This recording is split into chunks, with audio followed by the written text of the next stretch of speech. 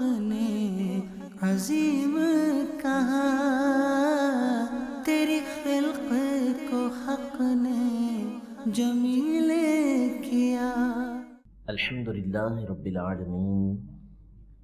والصلاة والسلام علی سید الانبیاء والمرسلین، اما بعد فاعوذ باللہ من الشیطان الرجیم، بسم اللہ الرحمن الرحیم۔ الصلاة والسلام علیک یا رسول اللہ وعلی آلک واصحابک یا حبیب اللہ۔ الصلاة والسلام علیک یا نبی اللہ وعلی آلک واصحابک یا نور اللہ۔ الحمدللہ عز وجل قاضی ایاز ابن موسیٰ ابن ایاز یحصبی المالکی عاشق مصطفیٰ صلی اللہ تعالیٰ علیہ وآلہ وسلم کی مشہور زمانہ کتاب الشفاء بتعریف حقوق المصطفیٰ صلی اللہ تعالیٰ علیہ وآلہ وسلم کا درس ہمارا جاری ہے۔ اس فصل کے اندر آخری فصل جو آپ بیان فرما رہے ہیں، اس میں جو بیان فرمایا وہ یہ ہے کہ نبی کریم صلی اللہ تعالیٰ علیہ وآلہ وسلم کی سنت کی مخالفت اور آپ علیہ السلام کی سنت کو تبدیل کر دینا یہ گمراہی اور ایسی بدعت ہے کہ جس پر اللہ تبارک و تعالیٰ کی طرف سے رسوائی اور عذاب کی وعید آئی ہے۔ چونکہ یہ ہماری کتاب الشفاء، اس میں ہم نے حتی الامکان بڑی محبت کے ساتھ اور بڑے عشق کے ساتھ اسباق کو بیان کیا اور کوشش یہ کی کہ ان اسباق کے ذریعے نبی کریم صلی اللہ تعالیٰ علیہ وآلہ وسلم کی الفت و محبت مزید ہمارے دل کے اندر اجاگر ہو۔ یہاں پر قاضی ایاز مالکی رحمۃ اللہ تعالیٰ علیہ نے ابتدائی عبارت کے اندر ہی مسئلے کو واضح فرما دیا۔ آپ فرماتے ہیں وَمُخَالَفَةُ أَمْرِهِ وَتَبْدِيلُ سُنَّتِهِ ضَلَالٌ وَبِدْعَةٌ مُتَوَعَّدٌ مِّنَ اللَّهِ تَعَالَى عَلَيْهِ بِالْخِذْلَانِ وَالْعَذَابِ، یعنی نبی کریم صلی اللہ تعالیٰ علیہ وآلہ وسلم کے معاملے کی مخالفت کرنا، آپ کی سنت کو تبدیل کرنا، یہ ہے گمراہی اور یہ ہے وہ بدعت کہ جس پر اللہ تبارک و تعالیٰ کی طرف سے رسوائی اور عذاب کی وعید دی گئی ہے۔ پھر آیات بیان کرتے ہیں کہ اللہ تبارک و تعالیٰ ارشاد فرماتا ہے کہ ان لوگوں کو قال اللہ تعالی فَلْيَحْذَرِ الَّذِينَ يُخَالِفُونَ عَنْ أَمْرِهِ، کہ ان لوگوں کو ڈرنا چاہیے کہ جو رسول کے معاملے کی مخالفت کرتے ہیں کہ ان تصیبہم فتنۃ، کہ ان کو کوئی فتنہ پہنچے، او یصیبہم عذاب علیم، یا ان کو دردناک عذاب پہنچے۔ اور اللہ تبارک و تعالی ارشاد فرماتا ہے وَمَن يُشَاقِقِ الرَّسُولَ مِن بَعْدِ مَا تَبَيَّنَ لَهُ الْهُدَى وَيَتَّبِعْ غَيْرَ سَبِيلِ الْمُؤْمِنِينَ نُوَلِّهِ مَا تَوَلَّى وَنُصْلِهِ جَهَنَّمَ وَسَاءَتْ مَصِيرًا، کہ جو رسول کی مخالفت کرے بعد اس کے کہ اس کے لیے ہدایت کا راستہ واضح ہو چکا اور وہ مومنوں کے راستے کے علاوہ کسی اور راستے پر چلے، تو ہم اس کو اسی راستے کی طرف پھیر دیں گے جس راستے پر وہ چلا، اور ہم اس کو جہنم کے اندر داخل کریں گے، اور جہنم بہت ہی برا پھرنے کا ٹھکانہ ہے۔ جو رسول کی مخالفت کرے گا اور کس راستے پر چلے گا؟ جو مومنوں کا راستہ ہے اس کے برخلاف جو بندہ چلے گا، اللہ تبارک و تعالی اس کے برخلاف چلنے والے کو جہنم کے اندر داخل فرما دے گا۔ آگے کچھ احادیث طیبہ اس حوالے سے قاضی ایاز مالکی رحمۃ اللہ تعالی بیان فرماتے ہیں کہ جو نبی کریم صلی اللہ تعالیٰ علیہ وآلہ وسلم کے طریقہ کار کو چھوڑتا ہے اس کے لیے کیا کیا وعیدیں ہیں، کہ نبی کریم صلی اللہ تعالیٰ علیہ وسلم نے قیامت کے حالات کے اوپر ایک تفصیلی حدیث پاک بیان کی۔ اس میں حوض کوثر کی ایک حدیث پاک بیان کی کہ امتی جب حوض کوثر پر آئیں گے تو وہاں نبی کریم صلی اللہ علیہ وسلم پہلے سے موجود ہوں گے اور اپنی امتیوں کو آپ حوض کوثر سے جام پلائیں گے، لیکن کچھ امتی آئیں گے تو ان کو حوض کوثر سے دور کیا جائے گا۔ تو آپ علیہ الصلوۃ والسلام فرمائیں گے تو میری امتی ہیں، میری امت سے تعلق رکھتے ہیں، تو آپ علیہ الصلوۃ والسلام سے عرض کیا جائے گا کہ آپ نہیں جانتے کہ آپ کے بعد انہوں نے کیا کیا، آپ کے بعد انہوں نے آپ کے معاملات کو، یعنی آپ کے دین کو، آپ کی سنت کو تبدیل کر دیا۔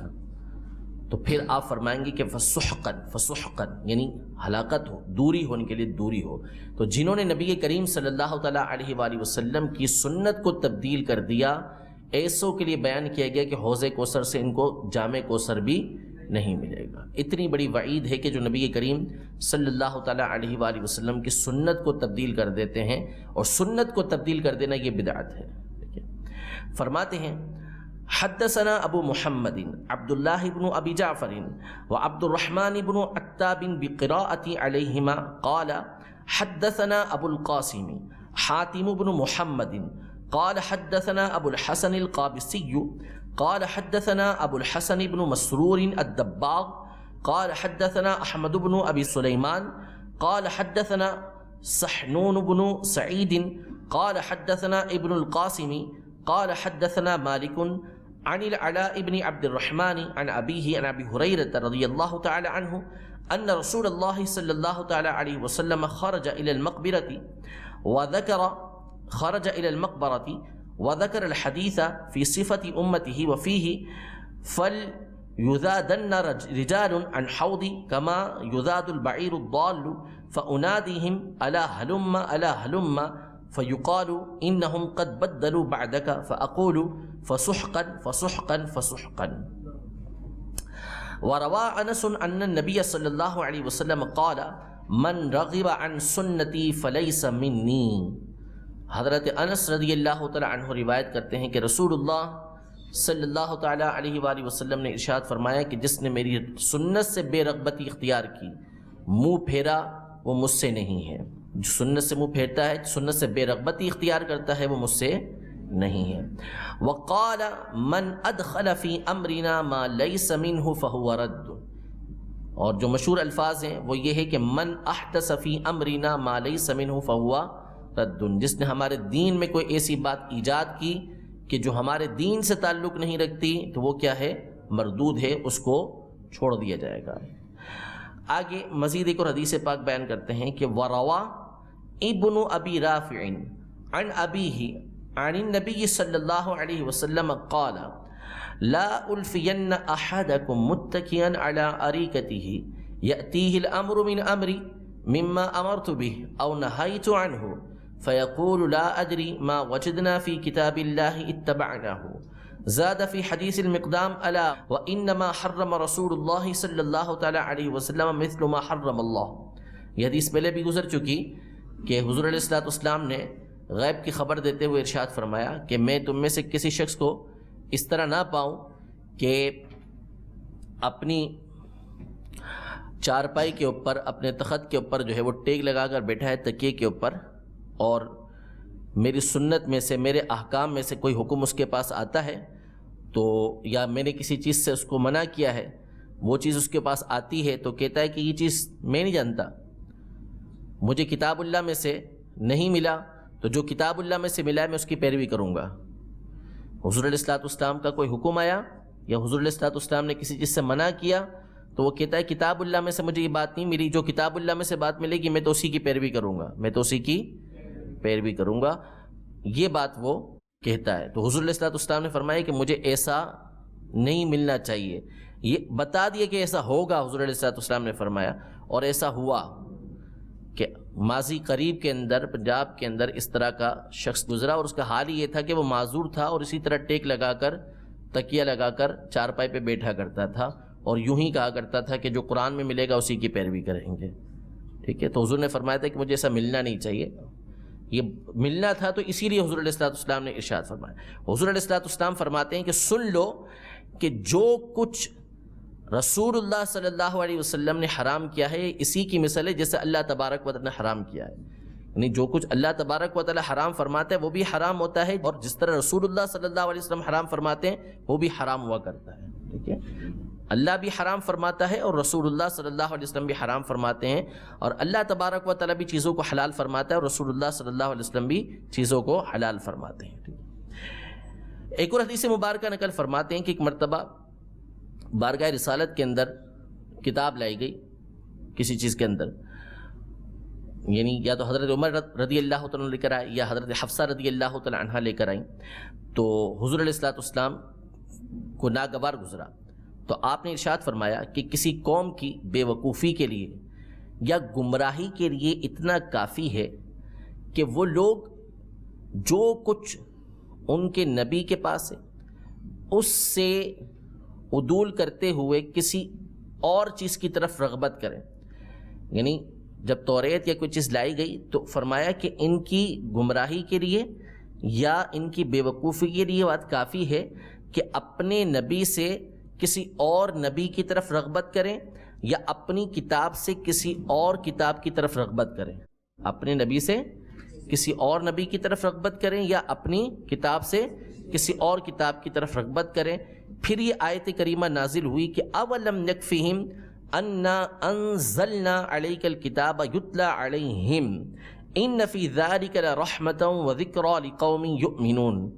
کہ کیا ان کو کافی نہیں کہ ہم نے نازل کی آپ کے اوپر کتاب جو ان کے اوپر تلاوت کی جاتی ہے، بے شک اس میں رحمت ہے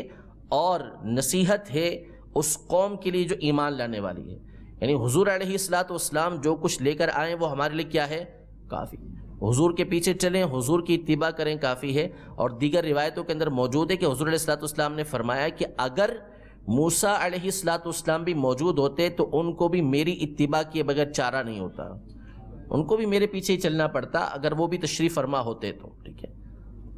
ایک اور حدیث مبارکہ نقل کرتے ہیں کہ ایک مرتبہ نبی کے کریم صلی اللہ علیہ وسلم کی بارگاہ میں کتاب لائی گئی.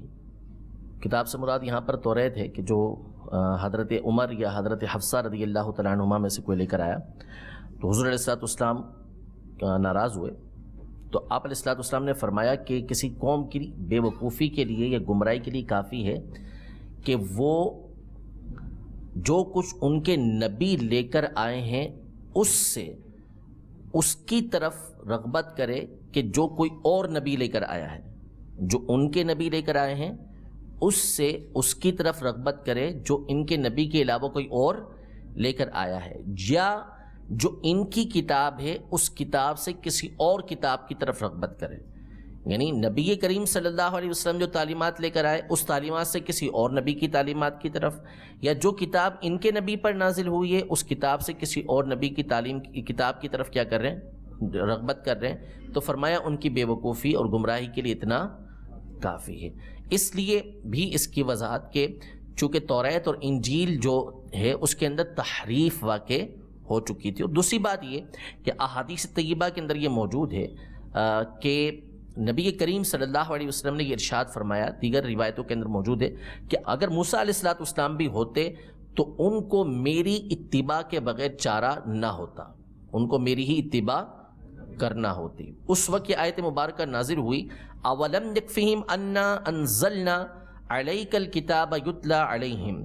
ان فی ذلک لرحمۃ وذکری لقوم یؤمنون، کہ کیا ان کو یہ بات کافی نہیں کہ ہم نے آپ پر کتاب نازل کی جو ان پر پڑھی جاتی ہے، بے شک اس کتاب کے اندر رحمت بھی ہے اور اس قوم کے لیے نصیحت ہے کہ جو ایمان لانے والی ہے. ٹھیک ہے. یعنی قرآن تمہارے لیے کافی ہے، اس کے اندر رحمت بھی موجود ہے اور اس قوم کے لیے نصیحت بھی موجود ہے کہ جو ایمان لانے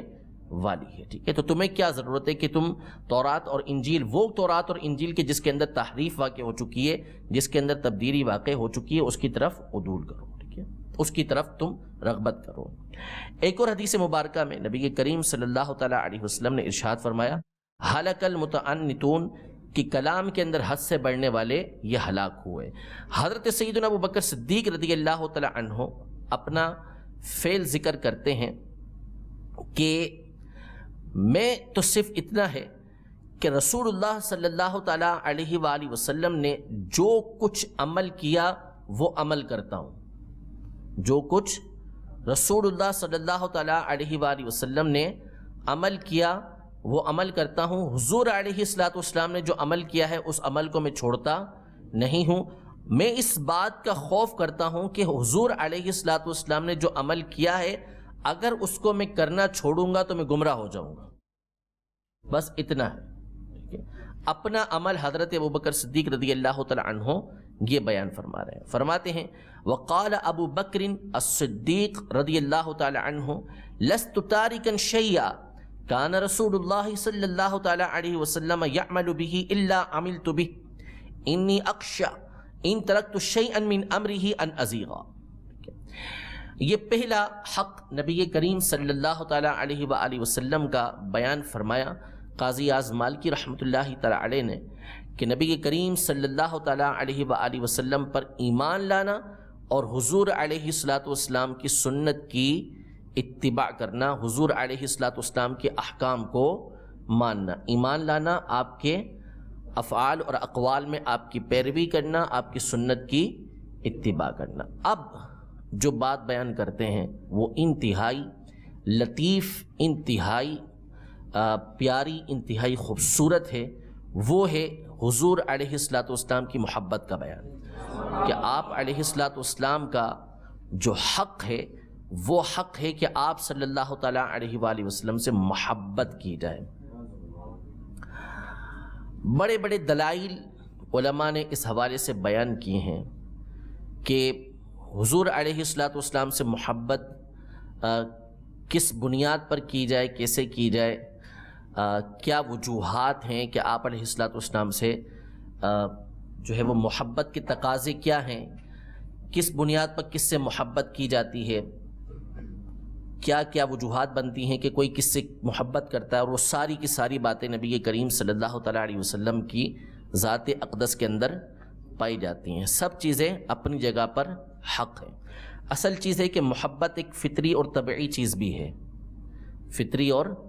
طبعی چیز بھی ہے. اور نبی کریم صلی اللہ تعالیٰ علیہ وآلہ وسلم کی ذات گرامی وہ ہے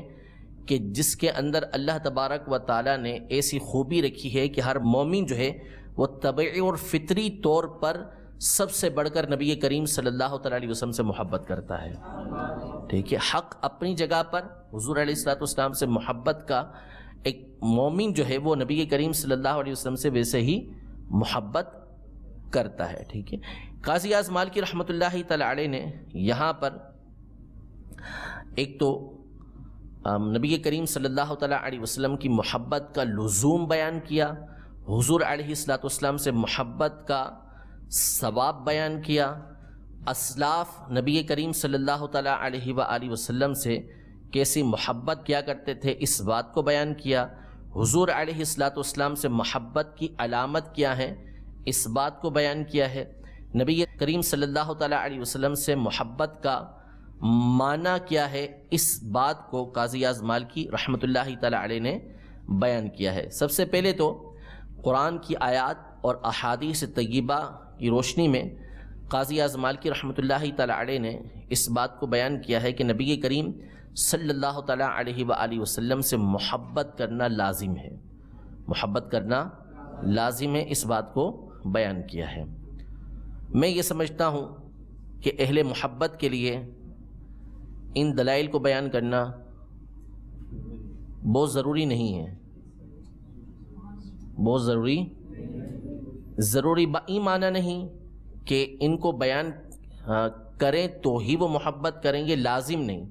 لیکن یہ وہ آیات ہیں کہ ان کے ذریعے سے محبت میں اضافہ ہوتا ہے. اگرچہ کہ یہ آیات ان کے اندر بعض صورتوں کے اندر ان میں وعیدیں موجود ہیں، لیکن یہ چیزیں محبت میں اضافہ کرنے والی ہیں. فرماتے ہیں سب سے پہلی آیت مبارکہ ذکر کرتے ہیں. سب سے پہلے تو فرماتے ہیں الباب الثانی فی لزوم محبتہ علیہ السلام. باب ثانی جو ہے وہ نبی کریم صلی اللہ تعالیٰ علیہ وآلہ وسلم کی محبت کے لزوم میں ہے. قرآن پاک میں اللہ تبارک و تعالیٰ ارشاد فرماتا ہے، سورہ توبہ کی آیت نمبر 24 نمبر آیت میں فرماتا ہے، قال اللہ تبارک و تعالیٰ قل ان كان آباؤكم وابناؤكم واخوانكم وازواجكم وعشيرتكم واموال اقترفتموها وتجارة تخشون كسادها ومساكن ترضونها احب اليكم من الله ورسوله وجهاد في سبيله فتربصوا حتى يأتي الله بأمره والله لا يهدي القوم الفاسقين. اے محبوب آپ فرما دیجئے اگر تمہارے باپ یعنی آبا و اجداد اور تمہاری اولادیں، تمہارے بہن بھائی، تمہاری بیویاں، تمہارے خاندان والے، تمہارے وہ مال کہ جنہیں تم کماتے ہو، اور تمہاری وہ تجارت کہ جن کے برباد ہونے کا تم خوف رکھتے ہو، اور تمہارے وہ گھر کہ جن کو تم پسند کرتے ہو، اگر یہ تمہارے نزدیک زیادہ پسندیدہ ہو جائیں اللہ اور اس کے رسول سے اور اس کی راہ کے اندر جہاد سے، تو انتظار کرو یہاں تک کہ اللہ تبارک و تعالیٰ اپنے حکم کو لے آئے، اور اللہ قوم فاسقین کو پسند نہیں کرتا۔ قاضی اعظم مالکی رحمۃ اللہ تعالی علیہ اس آیت کو ذکر کرنے کے بعد فرماتے ہیں فَكَفَى بِهَذَا حَضًّا وَتَنْبِيهًا وَدِلَالَةً وَحُجَّةً عَلَى إِلْزَامِ مَحَبَّتِهِ وَوُجُوبِ فَرْضِهَا وَعِظَمِ خَطَرِهَا وَإِسْتِحْقَاقِهِ لَهَا عَلَيْهِ السَّلَامُ إِذْ قَرَّأَ تَعَالَى مَنْ كَانَ مَالُهُ وَأَهْلُهُ وَوَلَدُهُ أَحَبَّ إِلَيْهِ مِنَ اللَّهِ وَرَسُولِهِ۔ پہلی بات تو یہ کہ یہ آیت بطور ابھارنے کے، بطور تنبیہ کے، بطور رہنمائی کے، بطور حجت کے نبی کریم صلی اللہ تعالی علیہ وآلہ وسلم کی محبت کے لازم ہونے کے لیے کافی ہے۔ یوں ہی نبی کریم صلی اللہ تعالی علیہ وآلہ وسلم کی محبت کے فرض ہونے کے، حضور علیہ الصلاۃ والسلام کی محبت کی جو فرضیت کی اہمیت ہے اس کے لازم ہونے، اور حضور علیہ الصلاۃ والسلام کی محبت، آپ علیہ الصلاۃ والسلام اس محبت کے مستحق ہیں، اس کی اہمیت کے حوالے سے یہ آیت کافی ہے۔ یعنی اس آیت، فقط یہی آیت جو ہے ان تمام معنی کے لیے کیا ہے، کافی ہے۔ اسی کے ذریعے پتہ چل جاتا ہے کہ اللہ تبارک و تعالیٰ نے ہر وہ چیز کہ جو بندے کے لیے تمام چیزوں سے بڑھ کر پسندیدہ ہو سکتی ہے، انسانوں کے اندر جو بندے کے نزدیک تمام لوگوں میں سب سے زیادہ محبوب ہو سکتی ہیں، ماں باپ ہوں گے، ٹھیک ہے، اولاد ہوگی، بیویاں ہوں گی، خاندان والے ہوں گے، اموال کے اندر تجارت ہوں گی، رہنے کے لیے گھر ہوں گے، یہی چیزیں پسندیدہ ہوتی ہیں۔ اللہ تبارک و تعالیٰ نے ان چیزوں کو ذکر کر دیا اور فرمایا کہ اگر یہ تمہارے نزدیک اللہ اور اس کے رسول اور اللہ کی راہ کے اندر جہاد سے پسندیدہ ہو جائے تو اب اللہ تبارک و تعالیٰ کے عذاب کا انتظار کرو۔ ان تمام چیزوں سے بڑھ کر اللہ اور اس کے رسول سے محبت کو لازم قرار دے دیا ہے۔ تو فقط ایک ہی آیت جو ہے اس نبی کریم صلی اللہ تعالیٰ علیہ وسلم کی محبت پر دلالت کرنے کے لیے یہ کافی ہے کہ دیگر آیتوں سے قطع نظر فقط ایک آیت کیا ہے، یہ کافی ہے۔ پھر فرماتے ہیں وَأَوْعَدَهُمْ بِقَوْلِهِ، پہلے تو فقط ابتدائی آیت کا حصہ جو ہے اتنا کیا ہے، ان باتوں کو ذکر کرنے کے ساتھ کہ آبا و اجداد کا تذکرہ کر دیا، آل اولاد کا تذکرہ کر دیا، تجارت کا تذکرہ کر دیا، گھر کا تذکرہ کر دیا۔ اس کے بعد کچھ حدیثیں جو مشہور و معروف احادیث ہیں ان کو قاضی اعظم مالکی رحمۃ اللہ تعالی علیہ نے ذکر کیا ہے، وہ سنتے ہیں۔ پہلی حدیث مبارکہ جو بڑی مشہور حدیث مبارکہ ہے، حضرت انس رضی اللہ تعالی عنہ خادم رسول اللہ صلی اللہ تعالی علیہ وآلہ وسلم اس حدیث پاک کے راوی ہیں۔ حضور علیہ الصلوۃ والسلام نے ارشاد فرمایا کہ لا یؤمن احدکم حتی اکون احب الیہ من ولدہ ووالدہ والناس اجمعین، کہ تم میں سے کوئی شخص اس وقت تک مومن نہیں ہو سکتا جب تک کہ میں اس کے نزدیک اس کی اولاد، اس کے والد اور تمام لوگوں سے بڑھ کر پسندیدہ نہ ہو جاؤں، محبوب نہ ہو جاؤں۔ فرماتے ہیں اخبرنا ابو علی جن الغسانی الحافظ فیما اجازنیہ وهو مما قرأته على غير واحد قال حدثنا سراج بن عبد الله القاضي قال حدثنا ابو محمد الأصيلي قال حدثنا المروزي قال حدثنا ابو عبد الله محمد بن يوسف قال حدثنا محمد بن اسماعيل قال حدثنا يعقوب بن ابراهيم قال حدثنا ابن علية عن عبد العزيز بن صهيب عن انس رضی اللہ تعالی عنہ ان رسول اللہ صلی اللہ تعالی علیہ وسلم قال لا يؤمن احدكم حتى اكون احب الیہ من ولدہ ووالدہ والناس اجمعین وعن ابی ہریرہ نحوہ۔ ایک اور حدیث مبارکہ جو حضرت انس رضی اللہ تعالی عنہ ہی سے مروی ہے، آپ دیکھیں گے کہ عمومی طور پر آپ کو یہ احادیث طیبہ حضرت انس رضی اللہ تعالی عنہ ہی سے ملیں گی، دیگر صحابہ سے بھی ملیں گی لیکن عشق و محبت والی حضرت انس سے ہی ملیں گی۔ ایک عجب اتفاق ہوگا کہ بہت ساری ایسی حدیثیں حضرت انس سے ہی ملیں گی۔ اس طرح کی جب حدیثیں پڑھتے ہیں تو جب وہ حدیث مبارکہ کہ المرء مع من احب جو آگے آ رہی ہے کہ آدمی اسی کے ساتھ ہوگا قیامت کے دن جس سے محبت کرتا ہے، تو حضرت انس فرماتے ہیں رضی اللہ تعالیٰ عنہ کہ جب حضور علیہ الصلوۃ والسلام نے یہ فرمایا تھا تو صحابہ کرام علیہم رضوان کو اس سے بڑھ کر کبھی خوش نہیں دیکھا تھا کہ سب خوش ہو گئے تھے کہ قیامت کے دن اب ہم حضور علیہ الصلوۃ والسلام کے ساتھ ہی ہوں گے، کہ دنیا میں تو ساتھ ہیں یہی، پہلے تو پریشان تھے کہ قیامت کے دن کس کے ساتھ ہوں گے،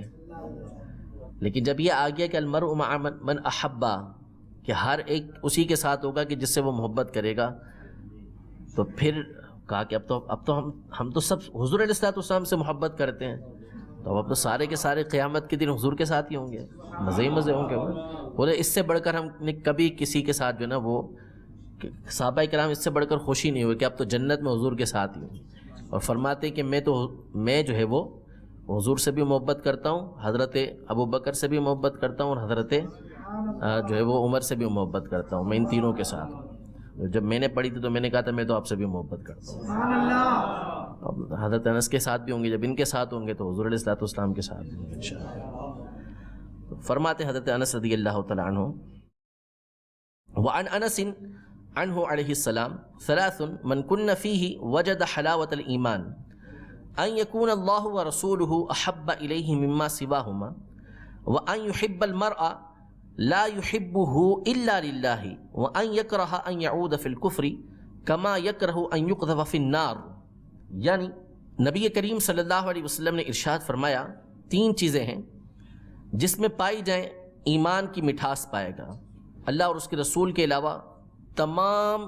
چیزوں سے بڑھ کر پیارا ہو، یعنی اللہ اور اس کے رسول سب چیزوں سے بڑھ کر اس کے نزدیک پیارے ہوں، اور آدمی کسی سے بھی محبت کرے تو اللہ ہی کے لیے محبت کرے، اور کفر میں لوٹنا ناپسند ایسے ہی کرے جیسا کہ آگ میں ڈالا جانا ناپسند کرتا ہے۔ حضرت عمر بن خطاب رضی اللہ تعالی عنہ سے مروی ہے وعن عمر بن الخطاب رضی اللہ تعالی عنہ انه قال للنبي صلی اللہ تعالی علیہ وآلہ وسلم لأنت احب الی من كل شيء الا نفسی التي بین جنبی فقال النبي صلی اللہ تعالی علیہ وسلم لن يؤمن احدكم حتى اكون احب الیہ من نفسی فقال عمر والذی انزل علیک الكتاب لأنت احب الی من نفسی التي بین جنبی فقال له النبي صلی اللہ علیہ وسلم الآن یا عمر، کہ حضرت عمر رضی اللہ تعالی عنہ نے نبی کریم صلی اللہ علیہ وسلم کی بارگاہ میں عرض کیا رسول اللہ صلی اللہ علیہ وسلم آپ میرے نزدیک فقط میری جان کے علاوہ ہر چیز سے بڑھ کر پیارے ہیں۔ تو حضور علیہ الصلوۃ والسلام نے ارشاد فرمایا کہ کوئی شخص بھی اس وقت تک مومن نہیں ہوگا جب تک کہ میں اس کے نزدیک اس کی جان سے بڑھ کر بھی زیادہ پیارا نہ ہو جاؤں، ٹھیک ہے۔ تو حضرت عمر رضی اللہ تعالی عنہ نے قسم کھا کے عرض کی کہ اس ذات کی قسم کہ جس نے آپ پر قرآن کو نازل کیا کہ آپ میرے نزدیک میری جان سے بڑھ کر بھی پسندیدہ ہیں، تو حضور علیہ الصلوۃ والسلام نے گواہی دی کہ اے عمر یعنی اب کامل ایمان ہے۔ حضرت سہل بن عبداللہ تستری رحمۃ اللہ تعالی علیہ فرماتے ہیں کہ جو شخص بھی تمام کے تمام احوال میں نبی کریم صلی اللہ تعالی علیہ وآلہ وسلم کو اپنا والی نہ دیکھے اور اپنے آپ کو حضور علیہ الصلوۃ والسلام کی ملکیت میں نہ دیکھے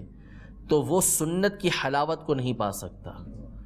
کہ وہ یہ دیکھے کہ حضور علیہ الصلوۃ والسلام کی ولایت میرے اوپر ہے اور میں حضور علیہ الصلوۃ والسلام کی ملکیت کے اندر ہوں، ٹھیک ہے۔ مملوک جانے اپنے آپ کو حضور علیہ الصلوۃ والسلام کا، جب ایسی حالت ہوگی تو وہ سنت کی حلاوت پائے گا، ورنہ وہ سنت کی حلاوت نہیں پا سکتا۔ دلیل یہ ارشاد فرماتے ہیں کہ حضور علیہ الصلوۃ والسلام نے فرمایا کہ کوئی شخص بھی اس وقت تک مومن نہیں ہو سکتا جب تک کہ میں اس کے نزدیک اس کی جان سے بڑھ کر پیارا نہ ہو جاؤں۔ فرماتے قال سہل من لم یرا ولایت الرسول علیہ فی جمیع الاحوال ویرا نفسہ فی ملکہ علیہ السلام لا یذوق حلاوت سنتہ لأن النبی صلی اللہ علیہ وسلم قال لا یؤمن احدکم حتی اکون احب الیہ من نفسی الحدیث۔ اللہ تبارک و تعالی ہم سب کو نبی رحمت صلی اللہ تعالی علیہ وآلہ وسلم کی محبت، الفت، شوق آپ علیہ الصلوۃ والسلام سے عشق نصیب فرمائے، حضور علیہ الصلوۃ والسلام کی یاد ہمیں نصیب فرمائے، آپ علیہ الصلوۃ والسلام پر درود پاک پڑھتے رہنے کی توفیق عطا فرمائے۔ انشاءاللہ تبارک و تعالی مزید اس حوالے سے اور جو فصول ہیں آپ علیہ الصلوۃ والسلام سے محبت کا ثواب اور آپ علیہ الصلوۃ والسلام کی محبت کے حوالے سے اسلاف کے اقوال، بہت خوبصورت اقوال ہیں، وہ اپنے اگلے سلسلے کے اندر بیان کریں گے۔ رب تبارک و تعالی ہمارا یہ پڑھنا سننا اپنی بارگاہ میں قبول منظور فرمائے، آمین بجاہ نبی الامین صلی اللہ تعالی علیہ وآلہ وسلم۔ تیرے خلق کو حق نے عظیم